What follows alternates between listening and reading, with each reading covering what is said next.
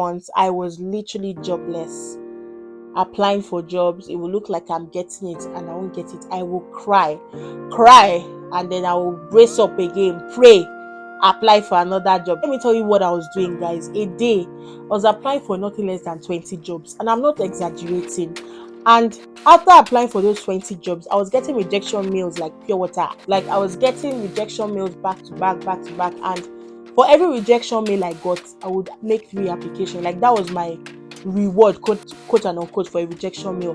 Once I get a rejection mail, I'm looking for new opportunities and I'm applying for them. And that's what I did. So I'm not going to lie. In that period of joblessness, if I did not apply for jobs, it's over 200. And I feel like this is me even being modest.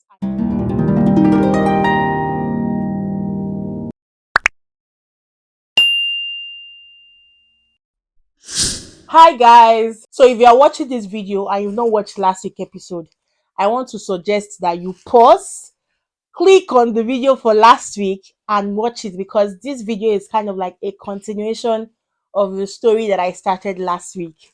Hi, my name is Michuki Yvonne. If this is your first time on my channel, welcome.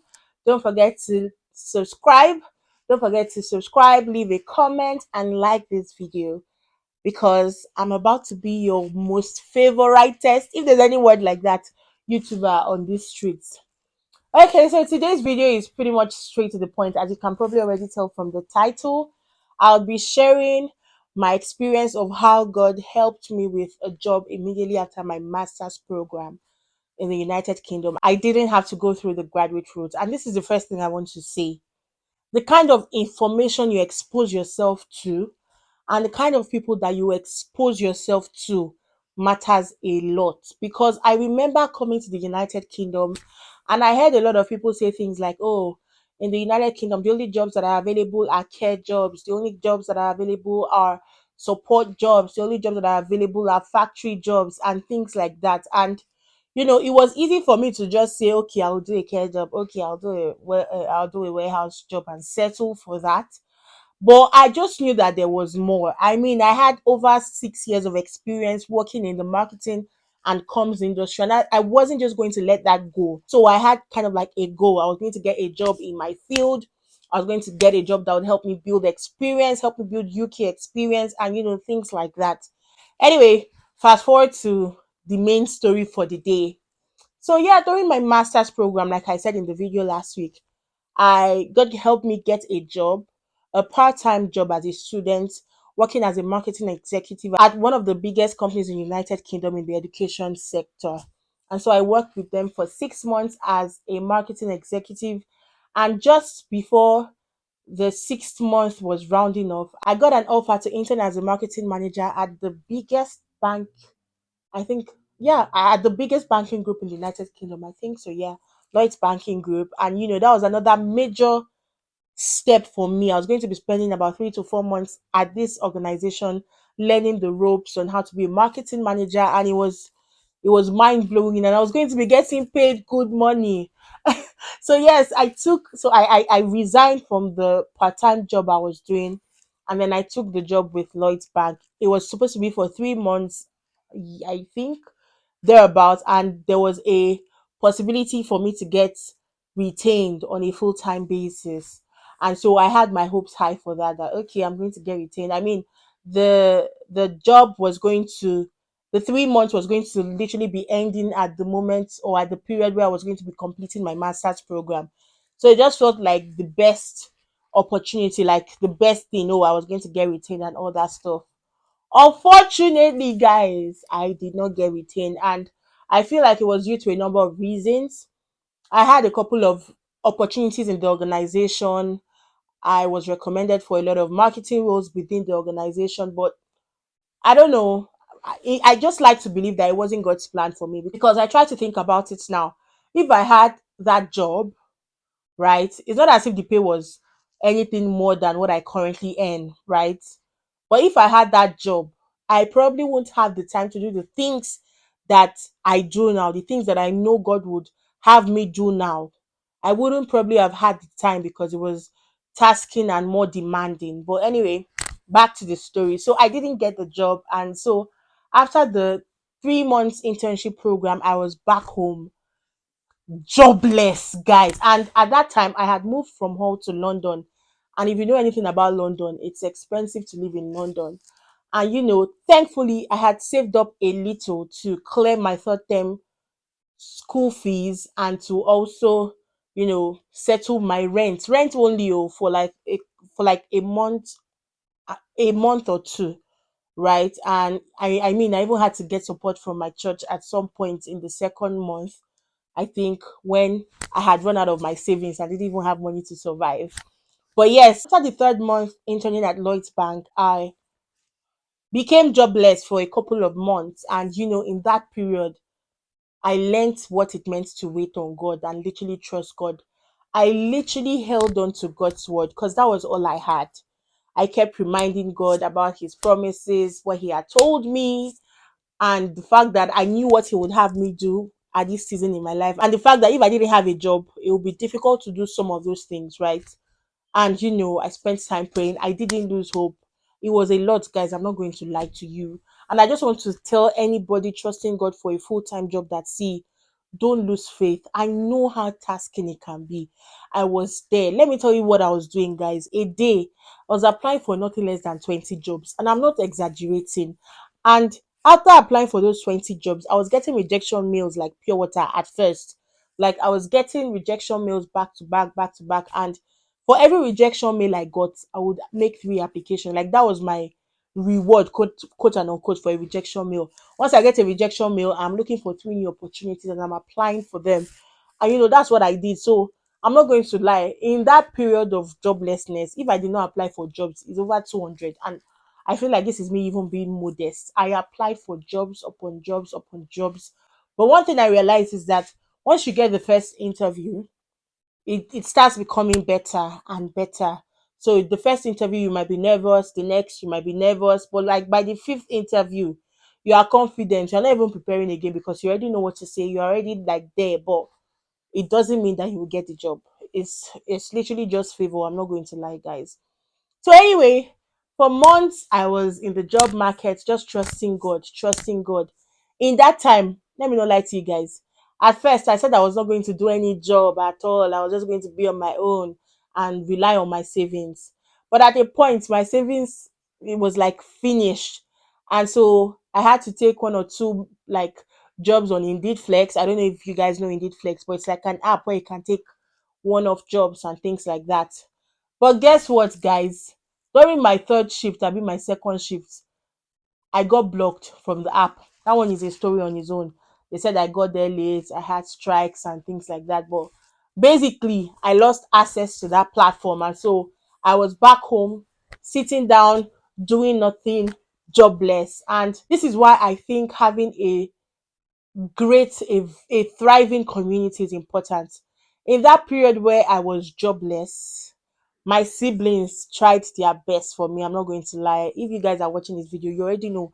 As much as I know that I can be a little bit dramatic, I love you.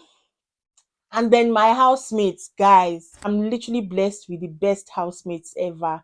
They literally chipped in here and there. Oh no, don't pay this bill, we'll pay it for you. Oh no, don't do this, we'll do that for you.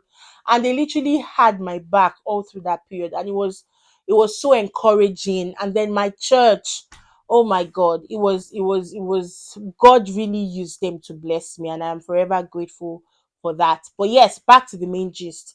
So for like a month, 2, 3 months, I was literally jobless, applying for jobs. It will look like I'm getting it and I won't get it. I will cry, and then I will brace up again, pray, apply for another job. That's just how I was doing it. But then one day like this, it was a very random day. I just saw this application on LinkedIn for a government opportunity, and I'm like, "Ugh, government." I didn't feel like I would get it, but something just said apply, and the application process was just easy, just like click, and that was all. And I applied, and then the following day, I got a mail that, oh, hi Yvonne.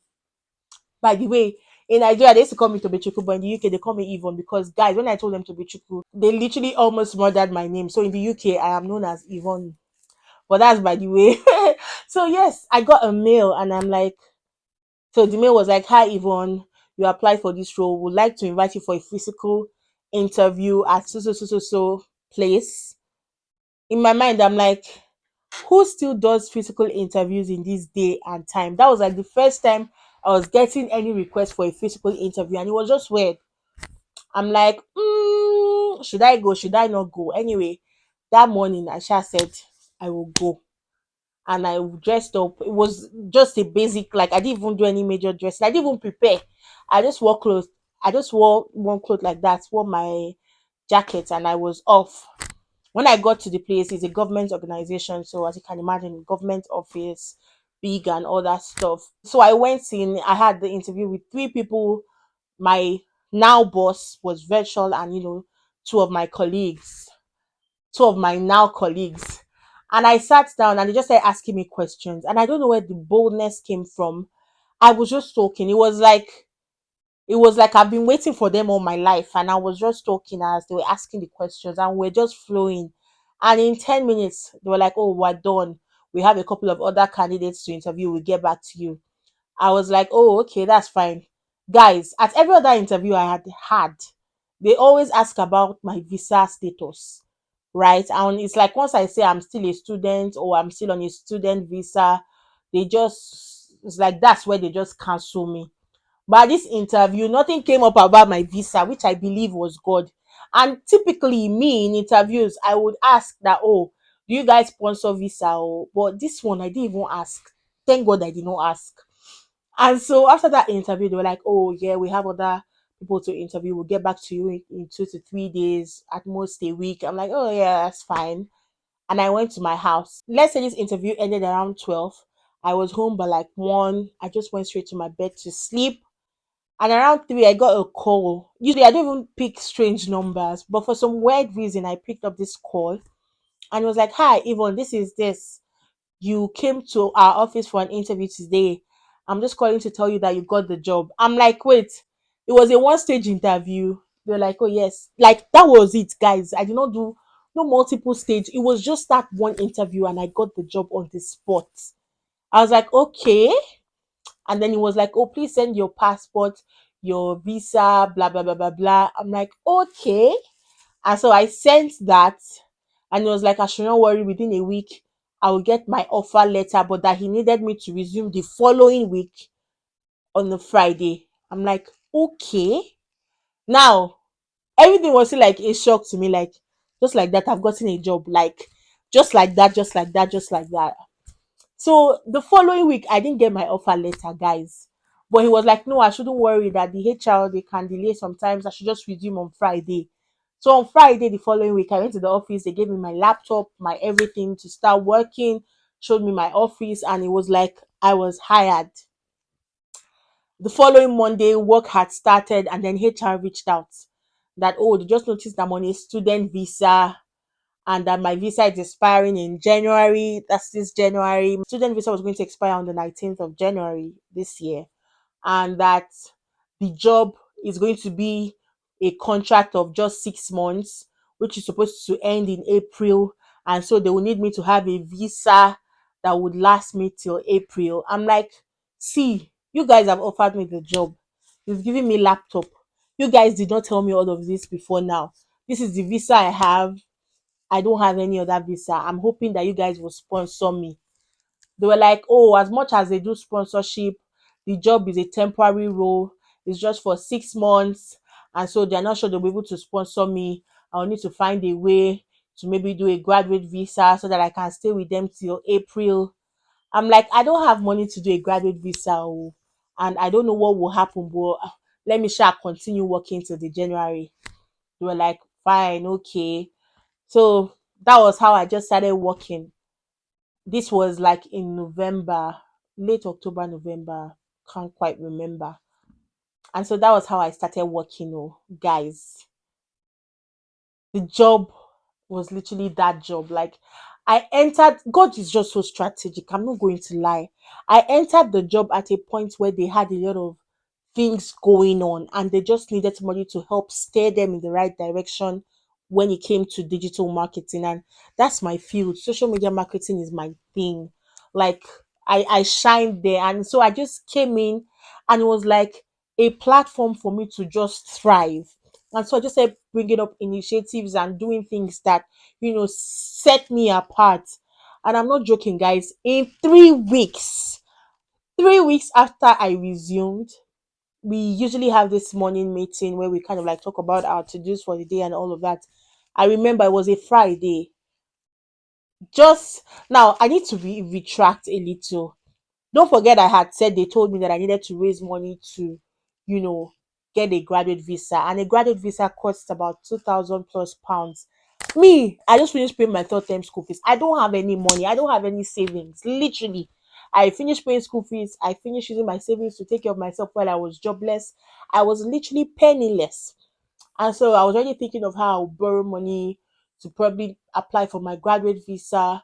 And then I had collected some salary. I was like, okay, I'll keep this amount and, start saving up for my graduate visa. And God said, you see this money you're saving, use it to go for a boot camp. Like, look for who will add money to it and use it to go for a boot camp, because you will not use it for any graduate visa. I'm like, hey, it's better to be safe. Oh. But at the end of the day, I made up my mind I was going to go for a boot camp and use the money I got funding and sponsorship again to balance the money up, and I was off for a boot camp. Um, but yes, so because going for a boot camp came at a very, very high cost. I'm not going to lie, it's financially tasking, for lack of a better word. So anyway, 3 weeks into the job, after this our early morning meeting, my boss just says, Yvonne, please wait back. In my mind was shaking like, God, what have I done? What have I done? And all of that.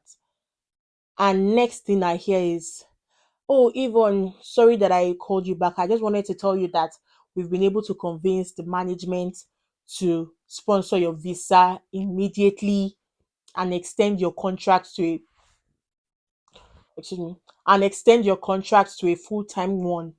So you become like our full staff. Eh? Guys. Ha! I was first silent. I was like, this is not happening. This is not happening. Just like that. Literally just like that. Guys, just like that. And he was like, you don't sound like you're excited. I'm like, I'm more than excited. I'm in shock and I'm in the house and all that kind of stuff. He was like, oh yeah, it's fine that I should so that they were going to send me details of the lawyer. I'll start talking to the lawyers that they want me to apply immediately so that it can come out. I was like, oh, that's fine, but that I'm going to be traveling the following week to Nigeria, and I needed to make sure that I had the rights to travel, so I wouldn't be able to make the application till I was back from Nigeria. And I was like, oh, that was fine, that's fine. I can do that and all that stuff. And guys, that was it. Oh, that's how I got this job. Like, you see how you can literally tell that it was spectacular, it was miraculous, it was supernatural. Like, it was nothing that I did, it was literally God. And I went for a boot camp. I even made one grave mistake before I traveled, but I can't even talk about that one here. But then I came back from a boot camp. The lawyers were literally already calling me, oh, you have to do your application. And I did my application. I literally even delayed because I traveled to another like state for Christmas and all of that. So I wasn't even at home to even make any application. I was literally the one dragging my foot to do this application. And finally I did it. They did like a priority visa for me. In 2 days, I had my visa. My new BRP came out in less than 5 days. Like, it was just miraculous all the way. And this job is literally the best. Like, can I get a job that will pay me more? Yes, that's the goal. I'll eventually get a job that will pay me more. Even though this job offers an opportunity for growth, and they're going to review my salary in like 2 months and things like that. But like, this job is the perfect job for me, and this is what I mean. It gives me the flexibility to do a lot of other things, to serve God how I want to serve him. Like, it gives me time to focus on things I really want to focus on. It gives me time to pursue, like, it's just, I don't know. God is just amazing, guys. I think that's just the message I'm trying to pass across. God is amazing. I think that's just the message I'm trying to pass across. And if there's anybody watching this video trusting God for a job, trusting God for like guidance or what step to take, I just want to assure you that you have a God that is able to make the impossible possible. You have a God that can change things in an instant. And I don't want you to lose hope. Don't give up. Just keep holding on. Keep holding on. Trust God because He will come through for you. If you watched this video up to this point, you're a real OG. Thank you so much for sticking around. That's the end of this testimony time series. I hope you enjoyed it. I hope you were blessed. I hope you learned a thing or two. And yes, my name is Rachel Yvonne.